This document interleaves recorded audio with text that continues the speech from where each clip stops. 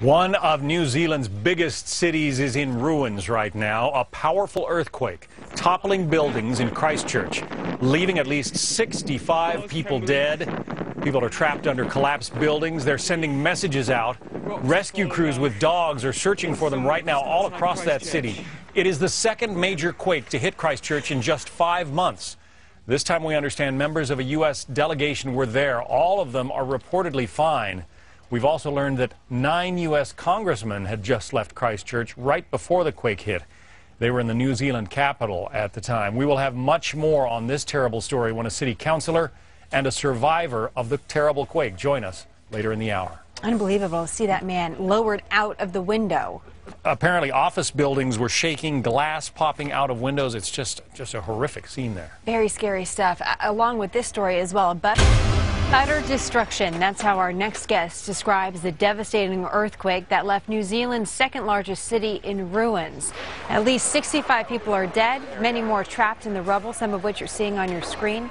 The rescue crew is searching for survivors right now, and the aftershocks, 10 as we know it right now, keep on coming. Christchurch City Councillor Barry Corp survived the quake. He watched his city virtually crumble around him. He's joining us live now by the phone. And Barry, first things first, how are you holding up and how's your family? Yeah, no, family's fine and holding up okay. And we're kind of a tale of two cities. Part of the city is in ruins, the rest of the city is okay. But this is our second earthquake in the last few months. Where were you when the earthquake struck, and what did it feel like? Well, I was on the 6th floor of the City Council building, the top floor. We'd just finished the meeting looking at working out to fix up the previous earthquake, and it just really shook. And I was thrown to the ground. When I picked myself up, I looked out the window, and all I could see was dust all around. The city seemed to be having this dust cloud growing up from it. And then we made our way downstairs to the 6th floor with 1,200 people in our building. We managed to get them all out. And then it was just a case of realizing that quite a bit of the city was now different from what it had been. You know, we're looking at some of these images, and we can only imagine what it looks like from the streets, especially from someone who calls this city their hometown. Can you describe to us what it looks like outside right now?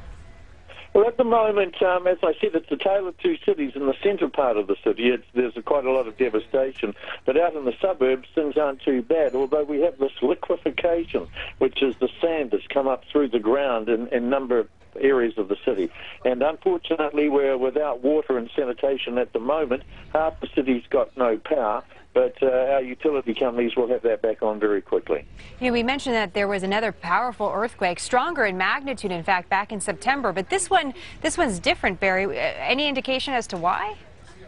Well, this one seems to be shallower. The one in September was a 7.1. This is a 6.3. But this one seemed to be shallower and right in the middle of the city. So that's why the devastation has been so much. Our first one in September the 4th, a 7.1, had no injuries, no one killed, and that was quite a miracle. This one, unfortunately, has quite a lot of devastation. And at the moment, at least 65 people have died, and more are being pulled out of buildings as we speak. Barry, real quick here, what's the game plan for the next few days? The game plan is rescue, rescue, rescue. We've got to rescue those ones that are under the buildings, and from then on we'll move into restoring our city to what it was. Barry, thank you so much for joining us. Our hearts go out to you and your folks there over at Christchurch, and we'll keep up to date on everything that's happening in that area of the world. Barry, thanks. Thanks, Jim. We've also learned that 9 U.S. congressmen had just left Christchurch right before the quake hit. They were in the New Zealand capital at the time. We will have much more. We've also learned that 9 U.S. congressmen had just left Christchurch right before the quake hit. They were in the New Zealand capital at the time. We will have much more.